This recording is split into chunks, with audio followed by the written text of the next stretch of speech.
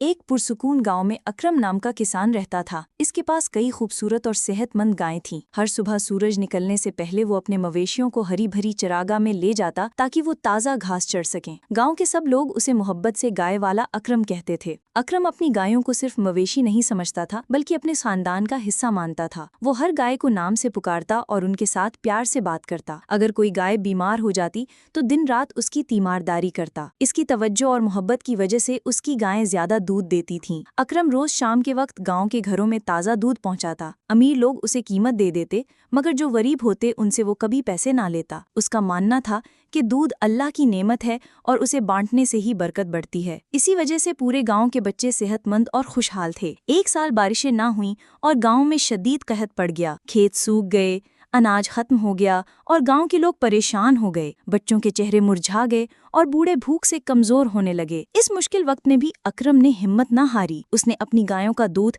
ہر گھر میں بانٹنا شروع کر دیا۔ بچے دودھ پی کر خوش ہو جاتے اور بوڑھے اکرم کو دعائیں دیتے۔ گاؤں والے حیران تھے کہ اکرم نے کبھی شکایت نہیں کی بلکہ سب کے ساتھ کھڑا رہا۔ اس کی گائیں بھی جیسے سمجھ گئی تھیں کہ ان کا دودھ لوگوں کے کام آ رہا ہے، اس لیے وہ اور زیادہ دودھ دینے لگیں۔ مہینوں بعد جب بارش ہوئی اور کھیتوں میں سبزہ لوٹ آیا تو گاؤں والے اکرم کے پاس جمع ہوئے۔ انہوں نے کہا، اکرم بھائی، اگر تم اور تمہاری گائیں نہ ہوتی تو ہم سب بھوک سے مر جاتے۔ تم نے ہمیں اپنی قربانی اور محبت سے زندہ رکھا ہے۔ تم ہمارے محسن ہو۔ یہ سن کر اکرم مسکرا دیا اور بولا، یہ سب اللہ کی برکت ہے۔ میرا فرض تھا کہ میں اپنے گاؤں والوں کا ساتھ دوں۔ یوں اکرم اور اس کی گائیں گاؤں کے لیے ہمیشہ یادگار بن گئیں۔